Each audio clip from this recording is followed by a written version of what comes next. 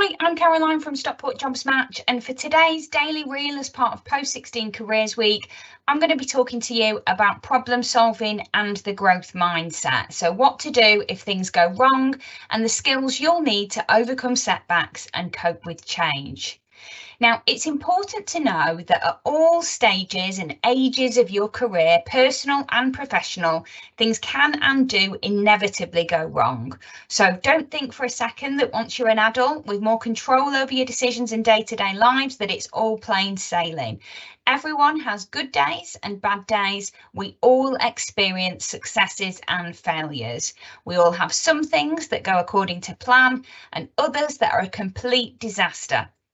That's why developing problem solving and resilience are key skills for you to start building now, so they'll help you as you go on through later life. Now, you'll probably have heard your teachers, parents or carers tell you that we all make mistakes and that mistakes are an important part of learning. Well, they're right, but it doesn't always feel that way at the time. When we make a mistake, it's usually unexpected. We didn't mean for that to happen. We didn't want that outcome. We wanted something different. Maybe we had the wrong reaction to something that popped up. We said the wrong thing, did something we regret. In the spur of the moment, we made the wrong choice. Maybe it was a situation we were expecting, that we'd planned for, that we should have been prepared for, but for whatever reason, our plans didn't work out. Our response to this can present itself in a number of ways: frustration, anger, disappointment, worry, anxiety, upset, tears. Despite the real scale of the problem and its outcome, at the time, you might feel like it's the end of the world and that there's no coming back from this. And that's actually quite a normal response. So as humans, we have something that's called negativity bias. Whilst we want to have a clear understanding of the world around us so we can make more skillful decisions as we navigate through our lives, at times we don't see the world as it truly is. And this is rooted in our evolutionary heritage. So our ancestors needed to be more alert to the negatives of their world than the positives, or they might suffer fatal consequences. For example, if our ancestors weren't fearful of a pride of lions that occasionally visited a watering hole, they could end up as their dinner. But if those same ancestors missed out on a tree nearby bearing fruit, they'd be likely to survive another day. And in modern times, the same holds true. Across just about every human experience, the power of bad outweighs the power of good. And that's why an insult will likely sting and be remembered much more than a similar level of praise. We'll most likely feel much worse about a presentation or an exam we did badly, something we said or did that was terrible, than the ones where we did brilliantly and achieved something really positive. So as students, what kind of scenarios are we likely to experience that may trigger us to feel this negativity bias? It might be finding schoolwork or coursework difficult, having problems concentrating in class. It might be exam stress, so revising or failing a test. It might be worrying about the future or having concerns about the wider world we live in. You might feel indecisive or anxious about your choices for after secondary school or college. You might be worried about money. It could be tricky relationships with friends and friendship groups, finding lunch times difficult.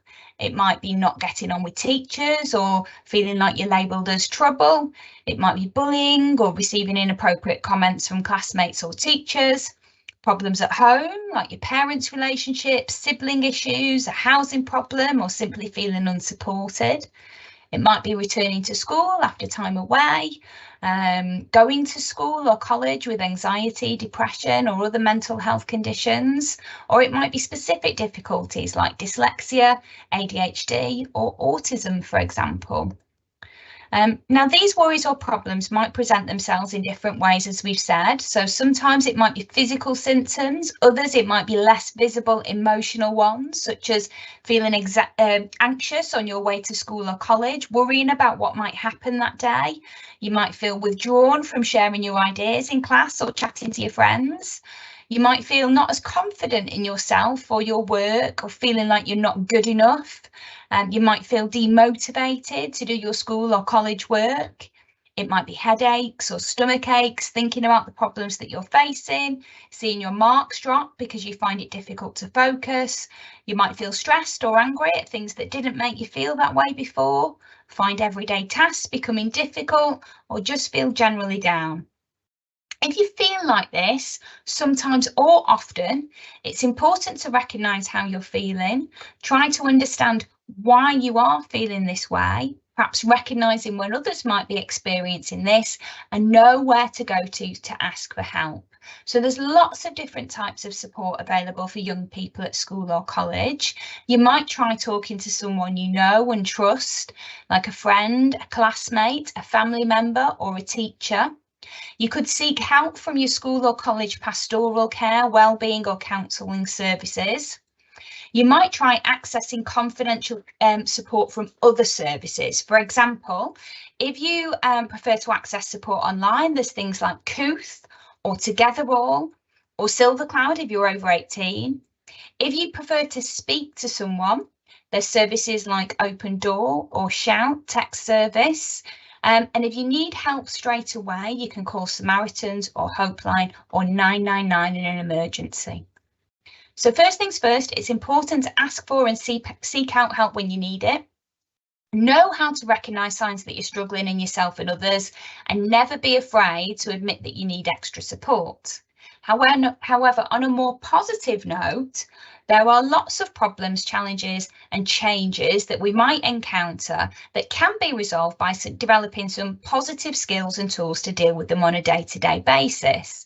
So I've come up with a few of the skills that we might need to use. First of all, planning.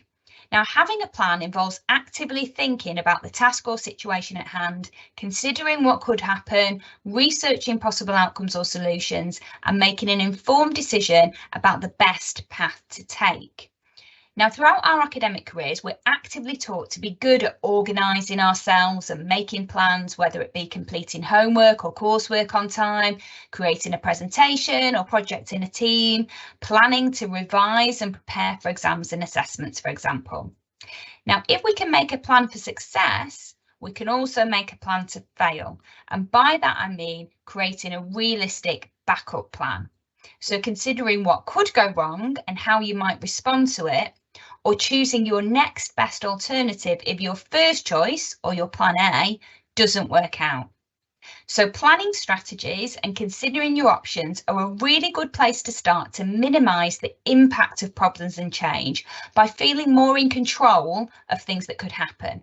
And you never know, by exploring potential solutions in this way, you might even come up with a better way of doing things in the first place. Oh, there we go. Secondly, acceptance. So this might not be possible instantly, but it's something to work towards. So start by recognising what's gone wrong, why it went wrong, and what the actual consequences are. Recognise that change and mistakes are sometimes inevitable, that they're outside of our control. Consider how you planned for it and to what extent that plan failed. Try to acknowledge the things that you can't influence and reach a place where you can accept what has happened and be comfortable that either you did the best you could given the circumstances, or think about what you've learned from this experience that could help you next time to make a new plan on how to solve the issue. Finally, self-care. Now, we all have different strategies for looking after ourselves when we're feeling down, tired, anxious, etc., and coping strategies for when things go wrong. Recognise if yours are sufficient or if you need to work on them a bit. Make sure you give yourself time. Don't place unrealistic expectations on yourself or others, and above all, be kind to yourself. Don't make big life choices when you're feeling stressed. Take stock of how you feel, talk it through with others if you can, focus on the short term to avoid feeling overwhelmed, and take small steps to make sure that you get back on track. However, one of the main strategies that I want to finish by talking to you about today is the growth mindset. Now, some of you may have heard of this before, but what exactly is it? Well, the growth mindset was coined by psychologist Carol Dweck. It's a belief that abilities and intelligence can be developed through effort, learning, and persistence. It's in contrast to a fixed mindset, which is a belief that abilities are innate and can't be changed. And having a growth mindset is crucial for personal development and success for several reasons. First of all, resilience. So a growth mindset helps you bounce back from setbacks. When you see challenges as opportunities to learn and grow, you're less discouraged by failure. Secondly, motivation. Believing that effort leads to improvement motivates you to work harder and achieve your goals.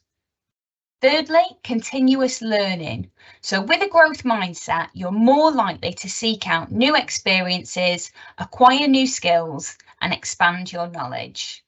And lastly, better problem solving. Having a growth mindset enhances your problem solving abilities because you're more open to different strategies and new approaches. So how do we actually develop a growth mindset as we approach everyday problems like exam stress or arguments with friends? Well, a good place to start is by reframing the problem. Now, you may think that reframing a problem means trying to see it as a positive instead of a negative, and that's not strictly the case. Reframing a problem is about seeing it from a different perspective. It doesn't mean analysing why it has happened or coming up with the actual solutions. It's about looking at the bigger picture.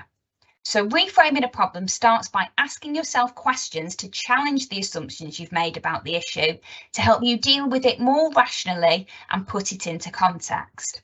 So, for example, the problem might be feeling underprepared for a test or exam, having missed a deadline or falling behind on your work or coursework, or having an argument with a friend or friendship group.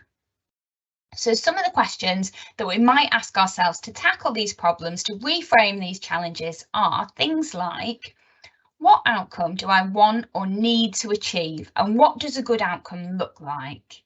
How will I know if I've solved the problem, and what would the benefits of solving that problem be? What would happen if I did nothing? Is this the right problem to solve? Why am I actually doing this? What resources or support or people could help me? What would I do if I had more time? What advice would I give someone else? Have I come across this in the past? If so, what worked or what didn't? What would someone who knows more about this than me suggest? What would make it easier? What would make it worse? What do we need to do first and what comes next? What's most important and what matters less? And what are the options to change things? So before trying to come up with the actual answers to the questions, make sure you've considered everything. Look beyond your expertise, rethink your goal, examine bright spots and take others' perspectives. And hopefully by reframing the issue, you'll be able to think about it more positively. So to summarise, I've broken it down into 5 practical tips for you to try next time things go wrong. Firstly, embrace failure. Understand that failure is a part of life. Instead of seeing it as a setback, view it as a learning experience and ask yourself, what can I learn from this? Secondly, challenge your comfort zone. Don't be afraid to try new things, even if they seem difficult at first. Stepping out of your comfort zone is already a growth opportunity.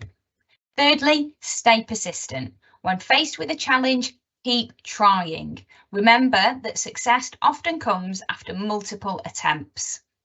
Fourth, seek feedback. Welcome constructive feedback from teachers, peers and mentors and use it to try and improve and grow little bit at a time.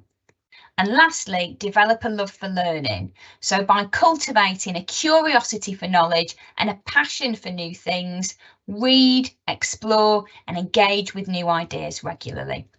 Now, hopefully today's reel has given you lots of great information about how to tackle problems proactively, how to make a plan and develop the skills you'll need to reframe problems and cope with change, and some essential information about the importance of asking for help and where to go if you need it. Now, as part of Post 16 Careers Week, there's lots of tools available on the Stockport Jobs Match website to help you start putting some of these ideas into practice. So start by downloading our Plan B worksheet to think about your next steps after secondary school or college, and see if you can consider what could go wrong and research a great backup plan. Watch our bite-sized video filmed with local business professionals about mistakes they've made in their careers, so you know that we're all in it together, we all make mistakes. Use our famous failures flashcards to see if you can match the celebrity or famous person to their big career disasters. See if you can find out how many times Colonel Sanders tried to sell his famous KFC chicken franchise before someone actually said yes.